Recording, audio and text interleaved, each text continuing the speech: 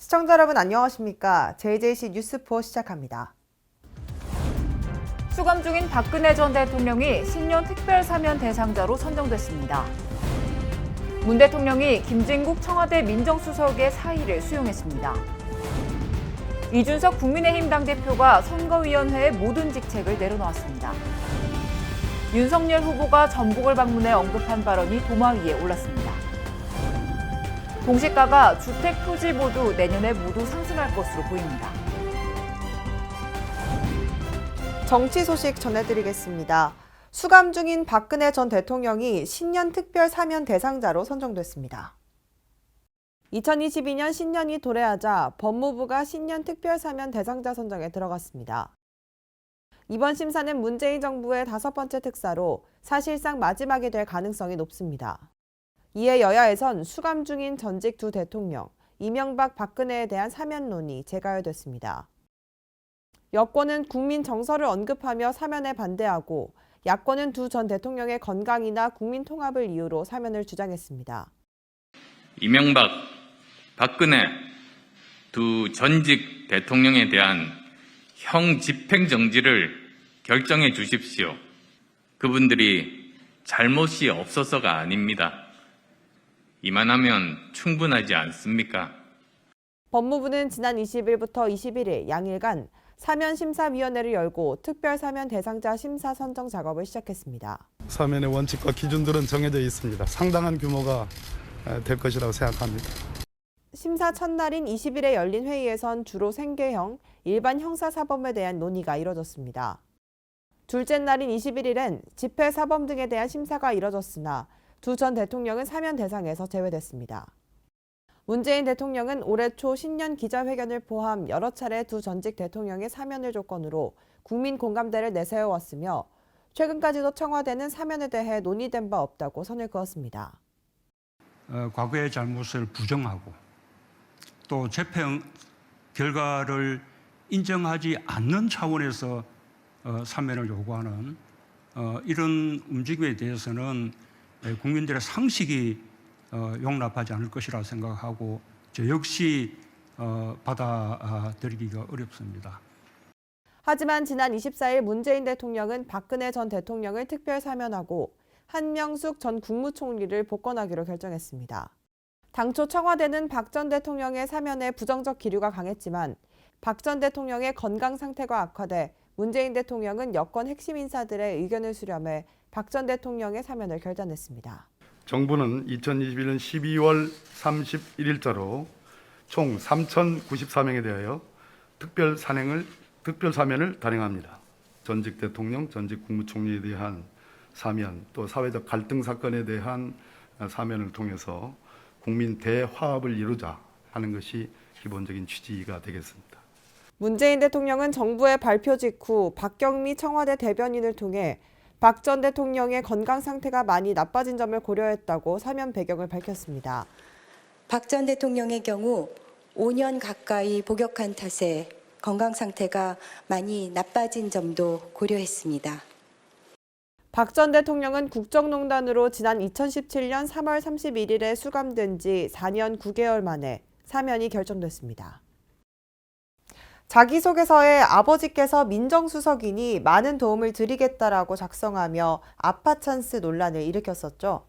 문 대통령은 김진국 청와대 민정수석의 사의를 수용했습니다. 윤석열 대선 후보의 배우자 허위 경력과 이재명 대선 후보의 자녀 불법 도박까지 이전부터 불거진 여야 대선 후보들의 가족 리스크가 떠올랐습니다. 이 가운데 김진국 민정수석의 자녀에 대한 취업 문제가 불거졌습니다. 문재인 정부의 5번째 민정수석인 김진국 수석의 아들이 취업을 위한 입사지원서에 아버지가 민정수석이니 많은 도움을 드리겠다고 쓴 사실이 알려졌습니다. 해당 지원서의 자기소개란에는 아버지에 대한 언급이 가득했습니다. 성장 과정에선 아버지께서 김진국 민정수석이라고 밝히고 학창시절 항목엔 아버지께서 많은 도움을 주실 것이라고 적었습니다. 성격의 장단점에는 아버지께 잘 말해 이 기업의 꿈을 이뤄드리겠다고 기재했고 경력사항엔 저는 거짓말하지 않는다며 이곳에서 날개를 펼칠 수 있도록 도와달라고 기재했습니다. 또한 지원서에 적힌 학력도 거짓으로 밝혀졌습니다. 김 씨가 기재한 학력은 2018년 용인대 격기지도학과 졸업이라 적었지만 실제는 용인대를 졸업하지 못하고 다른 대학으로 옮긴 뒤 자퇴한 것으로 알려졌습니다. 현재 김 씨는 해당 지원서를 모두 회수한 뒤 다시 제대로 된 이력서를 작성한 후 한 IT 기업에 취업했다고 해명했습니다. 김 수석은 아들의 부적절한 처신을 인정하며 의혹이 제기된 지 하루 만인 지난 21일 사의를 표명해 문재인 대통령은 김 수석의 사의를 즉시 수용했습니다. 문재인 대통령은 21일 김진국 민정수석의 사의를 수용했습니다. 이준석 국민의힘 당대표가 선거위원회의 모든 직책을 내려놨습니다. 지난 21일 이준석 국민의힘 당대표가 기자회견을 열고 선거대책위원회의 모든 직을 내려놓겠다고 밝혔습니다. 선대위 구성원이 상임선대위원장의 지시를 따를 필요가 없다고 공개적으로 발언할 수 있다면 이것은 선대위 존재의 필요성을 부정하는 것입니다. 선대위 내에서의 모든 직책을 내려놓겠습니다. 단 하나의 미련도 없습니다. 기자회견 하루 전인 지난 20일 오전 국회에서 열린 당 중앙선거대책위원회 비공개 회의에서 이준석 당대표와 조수진 선거대책위원회 공보단장 사이 고성이 오갔으며 윤석열 국민의힘 대선 후보 배우자인 김건희 씨 의혹 대응 과정을 두고 갈등을 보였습니다. 이 대표 측 관계자에 따르면 이 대표가 조 의원에게 일부 언론에서 나오는 윤석열 측 핵심 관계자를 뜻하는 윤핵관이 김종인 총괄선거대책위원장과 자신을 공격하는 식으로 나오니 이를 정리하라고 하자 조 의원은 내가 왜 당신 명령을 들어야 하나라고 말했다고 전했습니다. 이에 이 대표가 내가 상임선대위원장인데 그럼 누구 명령을 듣나라고 묻자 조 의원은 난 후보 말만 듣는다고 답한 것으로 알려졌습니다. 회의장을 나온 이 대표는 기자들과 만난 자리에서 선대위 운영체계를 바로잡고자 언성이 높아진 것 같다며 불쾌감을 드러냈습니다. 선대위 내에서 업무 지시사항에 반발하는 사람이 있어가지고 선대위 운영체계상 개선을 바로잡고자 좀 이야기를 했습니다. 본인이 담임한 업무에 맞는 것을 제가 지시했는데 본인이 선대위원장 말은 상임선대위원장 말은 들을 필요가 없다고 공개적으로 발언하는 바람에 좀 언성이 높아졌던 것 같습니다. 이후 일단락된 것처럼 보인 두 사람의 갈등은 늦은 밤까지 이어졌습니다. 이 대표는 자신의 SNS를 통해 조 공보단장이 기자들에게 자신에 대한 조롱성 내용이 담긴 영상을 공유했다는 사실을 확인했다면서 조 단장의 거취 표명을 요구하는 글을 게시했습니다. 이에 조 공보단장은 밤늦게 여유가 없어 벌어진 일이지만 이유를 막론하고 잘못된 것이다. 이 대표에게 사과드린다는 짧은 글을 SNS에 올렸습니다. 다음 날 오전 이 대표는 SNS에 조수진 최고위원이 올린 사과글을 거론하며 사과 같지도 않은 사과를 해놓은 것 보니 기가 찬다며 후보자의 배우자 문제도 이런 수준으로 언론 대응을 하나 더 크게 문제 삼기 전에 깔끔하게 거취 표명하라고 요구하며 국회 긴급기자회견을 예고했습니다. 조 최고위원은 이날 16시에 예정된 기자회견 1시간 전부터 국회 당대표실에서 이 대표를 기다렸지만 이 대표는 바로 기자회견장으로 이동해 두 사람의 만남은 성사되지 않았습니다. 조 최고위원은 당대표 사무실을 나서며 너무 죄송하게 생각한다며 송구하다는 말을 전했습니다. 내 나이를 먹으면은 지혜가 많아져야 되는데 이유를 막론하고 제가 정말 송구하게 됐습니다. 그리고 다른 것보다 정권 교체를 열망하는 국민과 그리고 우리 당원 동지 여러분께 너무나 죄송하게 생각합니다. 정말 송구합니다. 조수진 공보단장은 이준석 대표의 기자회견 4시간 만에 개인 SNS에 사퇴 의사를 밝히는 글을 게시했으며 이 대표의 사퇴가 조수진 최고위원에게도 압박이 된 것으로 보이고 있습니다. 국민의힘 내부 분열에 대한 우려의 목소리가 커지고 있는 가운데 윤석열 후보가 전북을 방문해 언급한 발언이 도마 위에 올랐습니다. 여야 모두 비난의 목소리를 내고 있습니다. 이준석 당대표가 중앙선거대책위원장을 사퇴하면서 국민의힘 내부 분열에 대한 우려의 목소리가 커지고 있는 가운데 전북을 방문한 윤석열 후보의 발언이 논란에 휩싸였습니다. 해당 발언은 전북대학교 학생과의 간담회 중 언급됐습니다. 한 학생이 자유를 침해하는 법안을 찬성하는 사람과도 함께 할 수 있느냐는 취지의 질문을 하자 이를 설명하는 과정에서 가난하고 배운 게 없는 사람은 자유가 뭔지 모르고 왜 필요한지를 느끼지 못한다고 말하며 일정한 수준의 교육과 경제 역량을 자유의 필수 조건으로 언급했습니다. 극빈의 생활을 하고 배운 것이 없는 사람은 자유가 뭔지도 모를 뿐 아니라 자유가 왜 개인에게 필요한지에 대한 그 필요성 자체를 느끼지를 못합니다. 자유의 본질은 일정한 수준의 교육과 그리고 기본적인 경제 그 역량이 있어야만 우리가 자유라는 것이 존재하는 것이고, 자기가 자유가 뭔지를 알게 되고. 해당 발언이 알려진 직후 저소득층 비하 논란이 일었습니다. 더불어민주당은 도저히 용납할 수 없는 망언이라며 윤 후보의 인식이 너무나 충격적이라고 말했으며, 청년정의당은 오만한 시선, 시혜적 관점이라고 윤 후보의 발언을 비판했습니다. 이에 윤 후보는 정부가 더 지원을 해줘야 된다는 취지라고 해명했지만 논란은 사그라들지 않았습니다. 너무 사는 게 힘들면은 자유가 뭔지 느낄 수 있겠습니까? 그래서 정부가 더 지원해 줘야 된다.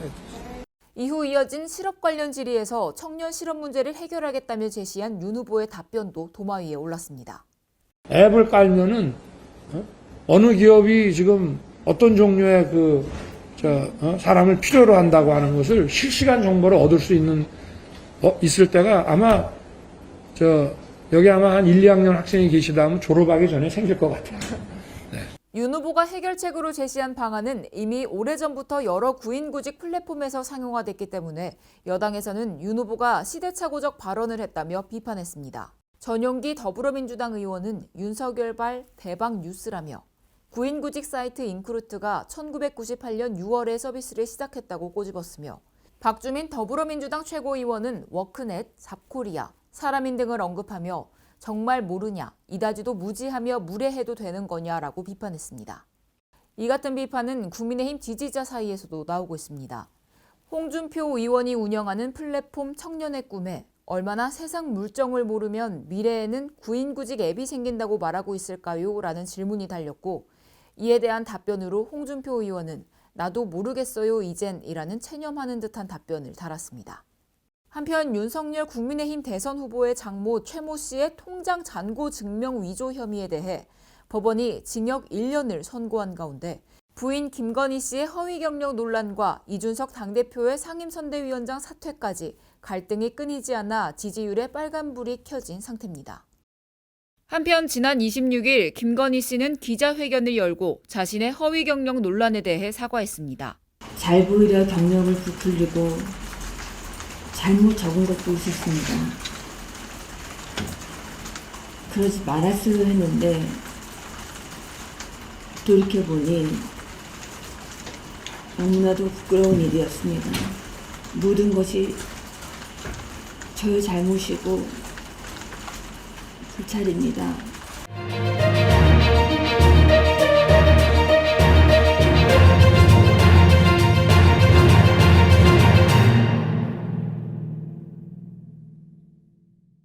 대장동 개발사업 특혜 의혹 사건의 참고인으로 조사를 받아오던 김문기 처장이 자신의 집무실에서 숨진 채 발견됐습니다. 앵커 브리핑 시작합니다. 이번이 대장동 의혹 핵심 관련자의 두 번째 죽음인데요. 이에 대장동 사건의 몸통을 둘러싼 의혹과 특검을 도입해야 한다는 이야기가 나오고 있습니다. 현 상황에 대한 각 언론사별 의견 살펴보겠습니다. 먼저 A일보는 김 처장의 사망으로 초과이익 환수 조항 삭제에 당시 성남시장을 지낸 이재명 더불어민주당 대선 후보 측이 연루됐는지를 규명하는 게 쉽지 않을 것으로 보인다며, 김 처장의 유족도 22일 몸통은 놔두고 꼬리만 잘랐다며 강력히 반발했다고 말했습니다. 또 불행한 사태가 더 이어지는 것을 막으려면 여야가 특검 도입에 합의해 몸통 규명에 나서도록 해야 한다고 강조했습니다.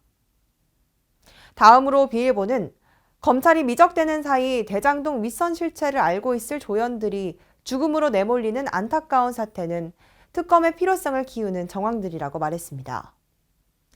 겉도는 검찰 수사 대신 특검으로 가야 한다는데 이재명 민주당 후보와 윤석열 국민의힘 후보 모두 동의한 상태인데도 여야는 임시국회를 열흘째 열어놓고도 대장동 특검 법안은 논의조차 하지 않고 있다고 말했습니다.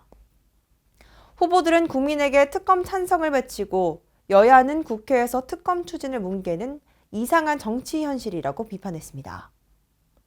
마지막으로 C일보는 이 사건 수사는 수천억 원대 개발 이익이 발생한 구조를 파헤치는 게 출발점이라며 민관 합동 개발 사업은 토지를 강제 수용하기 때문에 초과 이익을 얼마로 제한하느냐가 성패를 좌우한다고 말했습니다. 그런데 2015년 대장동 사업자 선정 과정에서 초과 이익 환수 조항이 아예 삭제됐다며 이 조항을 누가, 왜, 어떻게 삭제했는지 확인하는 게 우선이라고 말했습니다. 대장동 의혹은 국민들에게 큰 분노와 박탈감을 안겨준 사건입니다. 흐지부지 넘어가지 않도록 특검 협의에 박차를 가해야 할 것입니다. 재산세 등 부동산 과세의 기준인 공시가가 주택, 토지 모두 올해보다 내년에 더 크게 오를 것으로 나타났는데요. 이에 대한 앵커 브리핑 이어가겠습니다. 국토교통부가 내년 전국 표준지 공시가가 올해에 이어 2년 연속 두 자릿수 상승률을 기록했는데요. 각 언론사별 의견 살펴보겠습니다. A일보는 공시가격 급등으로 인한 충격 체감도는 아파트와 연립 등 공동주택 공시가격이 공개되는 내년 3월에 절정에 달한다고 설명했습니다. 이어 올해와 같은 기준으로 내년 공시가격을 매긴다고 하면 상승률이 20%대를 넘어서 30%대까지 나올 가능성도 있다고 강조했는데요. 정부가 1주택 실수요자의 보유세 부담을 줄이기 위해 내년 공시가격으로 내년 보유세를 산정한 것은 다행이지만 대선용 원포인트가 아니라 보유세 전반을 정상화하는 계기로 작동해야 한다고 덧붙였습니다. B일보는 보유세 강화 속도 조절이 필요하다고 판단하더라도 넘지 말아야 할 선이 있다고 말했습니다. 정책 기조가 흔들리거나 후퇴한다는 신호를 내서는 안 된다고 강조했습니다.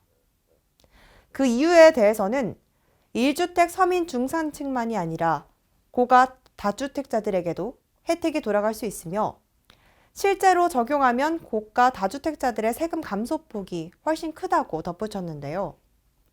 현재 이재명 후보와 민주당 지도부는 다주택자 양도세 중과 유예를 계속 요구하고 있다고 말하지만 홍 부총리는 시장 안정, 정책 일관성, 형평성 문제 등을 고려해 세제 변경 계획이 없다고 거듭 선을 긋는다고 설명했습니다.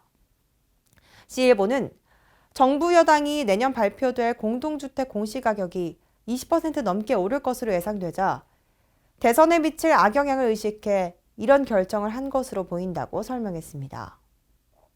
계속해서 선거가 가까워질수록 더 오락가락하는 여당의 부동산 정책 행보로 시장 혼란은 가중되고 있다고 꼬집었는데요. 세금 부담 증가가 진심으로 걱정된다면 이 후보와 여당은 부동산 정책에 대한 당의 정책 기조부터 확실하게 정리해야 한다고 강조했습니다.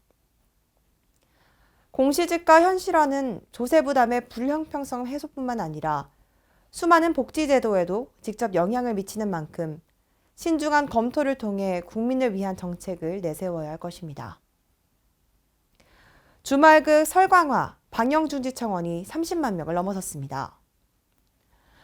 역사 왜곡 논란이 커지자 기업들은 잇따라 광고 협찬을 중단했고 청년 시민단체가 설광화 방송금지 가처분 신청을 예고하는 등 사태가 확산하고 있습니다. 청와대 국민청원 게시판에는 드라마 설광화 방영중지청원 글이 올라왔습니다. 청원자는 1회에서 여주인공은 간첩인 남주인공을 운동권으로 오인해 구해줬다며 민주화 운동 당시 근거 없이 간첩으로 몰려서 고문을 당하고 사망한 운동권 피해자들이 분명히 존재한다고 말했습니다. 이러한 역사적 사실에도 불구하고 저런 내용의 드라마를 만든다는 것은 분명히 민주화 운동 가치를 훼손시키는 일이라고 주장했습니다. 또 배경음악으로 사용된 소라소라 푸르른 소라는 1980년대 민중가요로 민주화 운동을 하던 학생들이 부른 노래라며 민주화 운동을 수행하는 사람들의 고통과 승리를 역설하는 노래인데 그런 노래를 1980년대 안기부를 연기한 사람과 간첩을 연기하는 사람 배경음악으로 사용한 것 자체가 용인될 수 없는 행위라고 비판했습니다. 마지막으로 청원인은 이 드라마는 OTT 서비스를 통해 세계 각국에서 시청할 수 있다며 다수 외국인에게 민주화 운동에 대한 잘못된 역사관을 심어줄 수 있기에 더욱 방영을 강행해서는 안 된다고 강조했습니다. 한국 문화의 영향력이 점차 커지고 있는 현 시점에서 방송계 역시 역사 왜곡의 심각성에 대해 다시 한번 생각해 봐야 할 것입니다. 수도권 소식입니다. 송파구가 롯데월드타워에서 2021년 송파 청년 정책사업 성과보고회를 진행했습니다. 이번 성과보고회는 송파 청년 네트워크 각 분과별 활동 성과를 공유하고 2022년 주요 활동 방향 등을 논의하는 시간을 가졌는데요. 또한 소망나무 퍼포먼스와 청년 예술가들의 재미있는 공연도 이날 함께 자리를 빛냈습니다. 구는 앞으로도 청년들의 목소리를 다양한 정책으로 반영하여 끊임없이 변화하고 발전하는 송파구를 만들겠다고 전했습니다. 마포구는 지역 환경단체와 협력해 겨울철을 맞아 성미산 새들의 먹이를 공급합니다. 겨울을 맞아 먹이를 구하기 힘든 성미산 새들을 위해 마포구는 지역 환경단체와 협력해 겨울철 성미산 새들의 먹이를 공급합니다. 새 먹이 공급은 구에서 새 먹이를 지원하고 환경단체 산다움에서 지역의 초등학생 등 주민과 함께 성미산 일대에 먹이통을 설치하고 먹이를 보급하는 방식으로 진행됩니다. 이번 겨울 동안 총 150kg의 새 모이가 소진될 예정이며 재활용품을 이용해 직접 새 먹이통을 제작하고 이달부터 오는 2월까지 3개월 동안 총 10회에 걸쳐 소진된 먹이를 보충하는 활동을 하게 됩니다. 마포구는 지난 10월 성미산 새들을 위한 새집 달아주기 활동 등 지역 주민, 전문가 등과 함께 힘을 모아 자연과 인간이 공존하는 건강한 생태공원을 만들어 나가기 위해 최선을 다하고 있습니다. 마포구가 일상회복과 감성충전을 위한 마포 공공미술 프로젝트 마포예술의자 전시를 개최했습니다. 일상회복과 감성충전을 위한 마포 공공미술 프로젝트 공모예술의자 전시가 진행됐습니다. 홍대 걷고 싶은 거리 만남의 광장 일대에서 공공미술 작품 공모를 통해 3일간 전시했습니다. 마포 지역에서 활동하는 예술가들에게 위로와 응원을 전달하고 지역민 모두에게 문화 향유의 기회를 마련했습니다. 공모작은 꽃길, 균형, 협업 등 다양한 주제를 자신만의 개성으로 표현한 작품들로 구성됐습니다. 의왕시 메이커스페이스 메카랩이 관내 예비 창업자 및 일반인을 대상으로 가상융합기술 콘텐츠 제작 과정을 개최했습니다. 4회차로 진행된 이번 프로그램은 XR이라고 불리는 가상융합기술을 이해하고 관련 콘텐츠 개발 지원 및 가상현실 장비 체험 제공을 위해 마련됐습니다. 참가자들은 콘텐츠 제작 과정을 배우고 직접 만들어 이를 VR 장비를 통해 여러 사람들과 보고 움직이고 분해하는 등 온라인 품평 활동을 진행했습니다.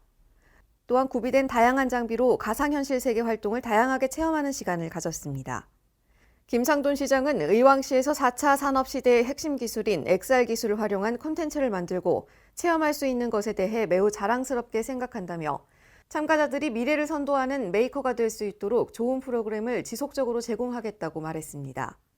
한편 메카랩은 3D 프린트 장비와 레이저 스캐너, 3D 스케치 소프트웨어 등의 장비와 상주 중인 전문 인력을 활용해 시민들과 기업들이 미래 4차 산업 분야를 준비하고 실생활이나 업무에 쉽게 도입할 수 있도록 돕는 다양한 프로그램을 진행하고 있습니다.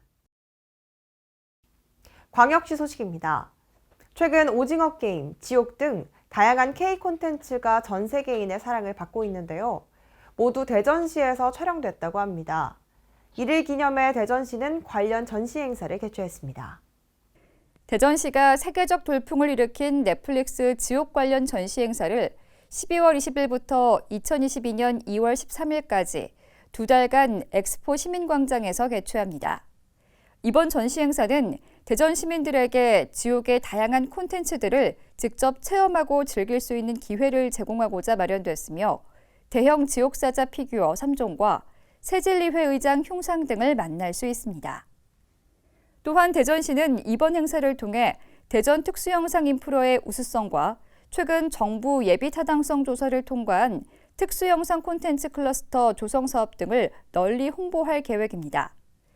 한편 넷플릭스 시리즈 지옥은 대전 정보문화산업진흥원 내 스튜디오에서 약 5개월간 주요 장면 촬영을 진행했습니다.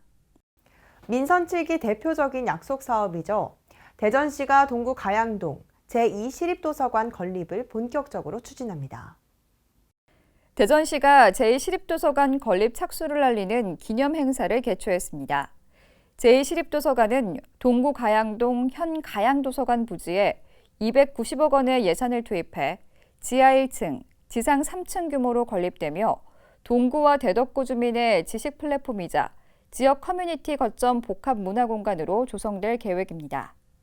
시는 기존 건축물 철거 공사를 시작으로 2022년 상반기 중 설계를 마무리하고 8월경 착공해 오는 2024년 3월 개관을 목표로 공사를 진행할 예정입니다. 한편 제2시립도서관 건립은 민선 7기 약속 사업으로 도서관이 개관하면 지역 간 문화격차 해소, 도시균형 발전, 시민의 문화 향유 기회 확대, 복지 증진에 기여할 것으로 기대됩니다. 광주시가 코로나19 확산을 막기 위한 광주형 3대 생활 방역 수칙을 발표하고 시민들에게 동참해 줄 것을 호소했습니다. 광주시는 타 지역에 비해 확진자 발생률과 사망자 수가 적고 병상도 안정적으로 관리되고 있지만 12월 누적 확진자가 역대 최다를 기록했고 지난 21일 광주 내 오미크론 감염 사례가 처음 확인됨에 따라 광주형 3대 생활 방역 수칙을 발표했습니다. 시민들의 적극적인 협조 덕분에 우리 시가 전국 지자체 중 가장 모범적이고 선도적으로 코로나19에 대응해 왔습니다. 또 한 번은 위기 극복을 위해 광주형 3대 생활방역 수칙을 꼭 준수해 주실 것을 부탁드립니다. 광주시는 식당을 이용할 때 공용 음식에 비말이 섞이지 않도록 별도의 집게와 젓가락을 사용해 음식을 개인 접시에 덜어 먹고 식음 시에는 가급적 대화를 자제하고 대화 시 마스크 착용을 당부했습니다. 아울러 악수 대신 목례 인사를 하고 꼭 필요한 경우에만 주먹 악수로 대체하며 2명 이상이 모일 때는 모든 실내외에서 반드시 마스크를 착용해달라고 강조했습니다. 광주시가 도시철도 2호선 공사로 인한 출퇴근 시간대 교통 불편을 최소화하기 위해 공사 구간 교통 혼잡을 집중 관리합니다. 광주시는 경찰청과 함께 혼잡이 심한 교차로의 직진교통 우선 처리를 위해 좌회전을 금지하고 우회토록 하는 등 공사 상황과 교통 여건에 맞춰 신호체계를 탄력적으로 조정할 예정입니다. 출퇴근 시간 교통 정체를 해소하기 위해 관련 기관 단체 협업 등 가능한 모든 대책을 동원해서 교통 혼잡을 줄여나가겠습니다. 또 주요 교차로 21개소에서 교통 흐름을 유도하고 있는 모범 신호수를 현재의 2배 수준으로 추가 배치하고 내년 상반기까지 공사 구간 복공판을 90% 이상 설치하는 등 차로수 확보에 나설 방침입니다. 이와 함께 시내 곳곳에 설치된 전광판을 통해 출퇴근 시간 교통 상황을 실시간으로 알리고 공사 구간과 우회 구간을 사전에 안내하는 월별 사전 예고제 등을 추진해 교통 혼잡을 개선해 나갈 계획입니다. 강원도 소식입니다. 평창군이 60세 이상 고령층의 신속한 코로나19 백신 추가 접종을 위해 위탁 의료기관이 부족한 면 지역을 대상으로 보건지소 방문 접종을 시행합니다. 이번 보건지소 방문 접종은 델타 변이 확산 및 돌파 감염 발생 등으로 백신의 예방 효과 제고를 위해 60세 이상 고령층 어르신들이 추가 접종을 받을 수 있도록 의사와 간호사, 행정요원, 구급요원 등 10명으로 이루어진 신속 대응팀 구성으로 운영합니다.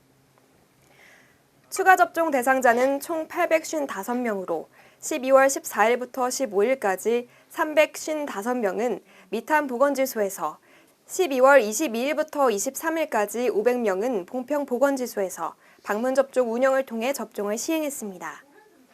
또한 거동 불편자 및 이동 수단이 없거나 보건지소에서 접종을 희망하는 어르신들의 온라인 접근성이 낮음을 인식하고 해당 지역 면사무소 사전 신청 및 보건지소에서 현장 접수가 가능하도록 추진할 계획입니다.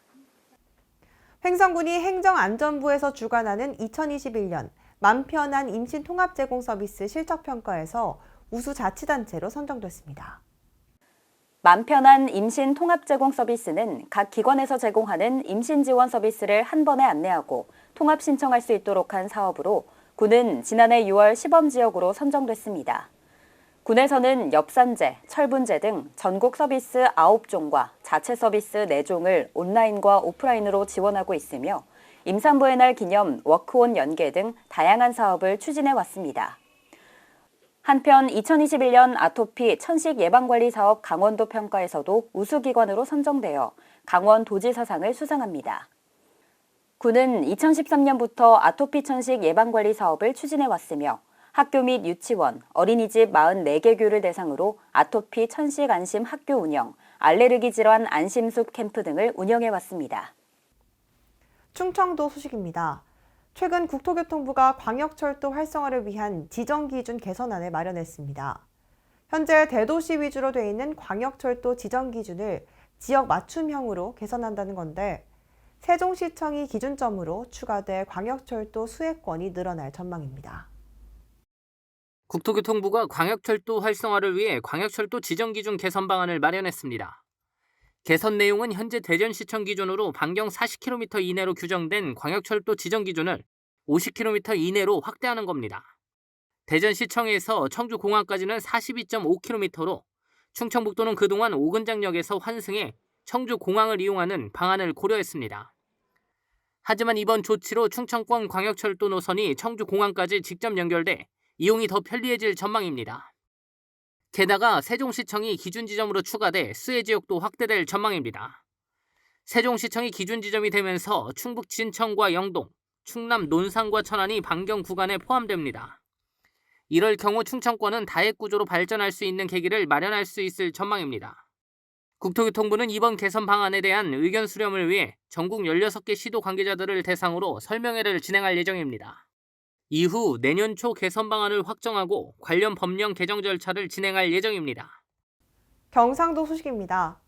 인간의 탄생부터 100세를 넘어 노화하는 모습을 한눈에 볼 수 있다면 어떤 기분이 들까요?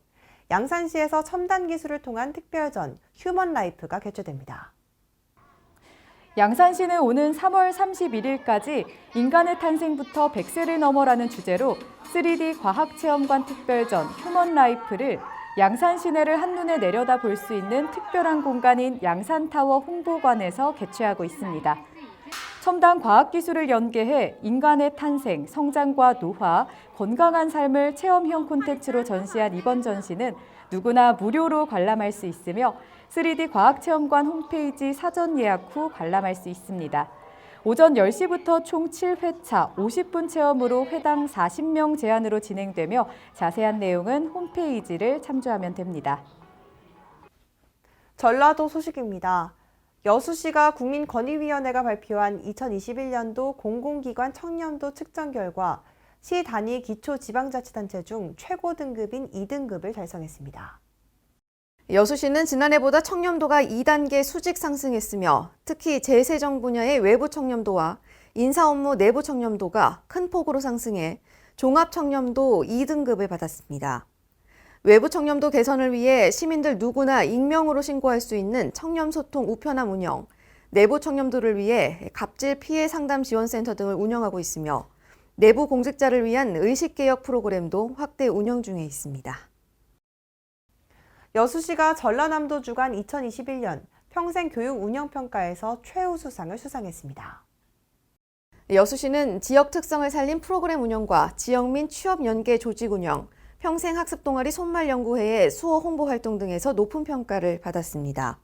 한편 시는 웅천 이순신 도서관 1층 평생학습관에서 50여 개 프로그램을 운영 중이며 동네 강좌, 성인 문해교육 등 학습자들에게 다양한 프로그램을 지원하고 있습니다. 세계 소식입니다. 미국에서 코로나19에 대응한 먹는 치료제가 처음으로 사용이 승인됐습니다. 1월부터 공급되기 시작하는데요. 가정에서 간편하게 알약으로 먹는 이 약은 감염자의 중증 악화를 예방하는 효과가 상당하다는 평가입니다. 미국 식품의약국 FDA가 화이자의 먹는 코로나19 치료제 팍스로비드의 사용을 긴급 승인했습니다. 1월부터 중증을 앓는 위험이 있는 12세 이상 감염자는 집에서 이 알약을 간편히 복용할 수 있게 됐습니다. 화이자의 임상시험 결과 감염 뒤 5일 이내에 팍스로비드를 먹으면 중증이나 사망 확률을 90%가량 대폭 낮추고 부작용도 적은 것으로 나타났습니다. 이 치료제는 바이러스 복제에 필요한 효소를 표적으로 삼기 때문에 오미크론을 비롯한 여러 변이에도 효과가 있다는 관측입니다. 핀란드에서 한 남성이 자신이 모는 테슬라 모델 S 차량의 배터리 교체 비용이 많이 든다며 차량을 다이너마이트로 폭파했습니다. 현지 시각 18일 폭발 전문 촬영 유튜브에는 핀란드 남부 키멘락소에 사는 투어 마스카타 이넨이라는 남성이 자신의 테슬라 2013년형 모델 S 차량을 폭파하는 영상을 올렸습니다. 이냐는 테슬라 차량에 30kg 상당의 다이너마이트를 두르고 운전석에는 일론 머스크 인형을 앉혔습니다. 차량 폭발을 의뢰한 남성은 앞서 차량 이상으로 테슬라 서비스 센터에 갔지만 정확한 원인을 파악할 수 없으며 배터리셀을 전부 교체해야 한다는 설명을 들었다고 밝혔습니다. 남성은 차량을 폭파하는 영상을 올려서 광고 수익으로 새 차를 사고 싶다면서 내가 최초로 테슬라를 폭파한 사람일 것이라고 말했습니다. 해당 영상은 올라온 지 3일 만에 조회수 55만 회 이상을 기록했습니다. 틱톡이 구글을 제치고 2021년 세계에서 가장 많이 방문한 사이트에 올랐습니다. 월스트리트 저널은 춤 동영상으로 알려진 틱톡이 구글을 누르고 방문자가 가장 많은 사이트 타이틀을 차지했다고 보도했습니다. 2위는 구글, 3위는 페이스북, 4위는 마이크로소프트, 5위는 애플이 차지했습니다. 상위 10개 사이트 가운데 미국 기업이 아닌 곳은 틱톡뿐입니다.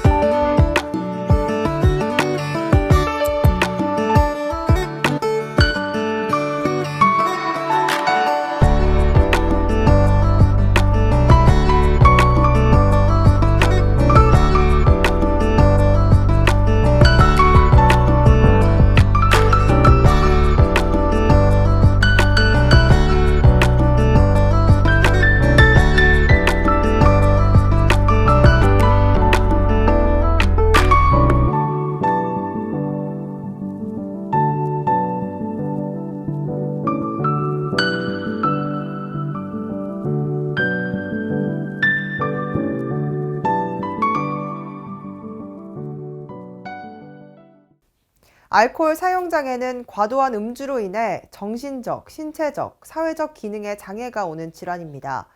매일 밤 술을 마신 후 수면을 취한 탓에 평소처럼 술을 마시지 않으면 잠이 오지 않거나 우울해지는 등의 증상이 발생하기도 하는데요. 정도가 지나치다면 전문가와의 치료가 필요합니다. 이상 뉴스 마칩니다. 시청해주신 여러분 고맙습니다.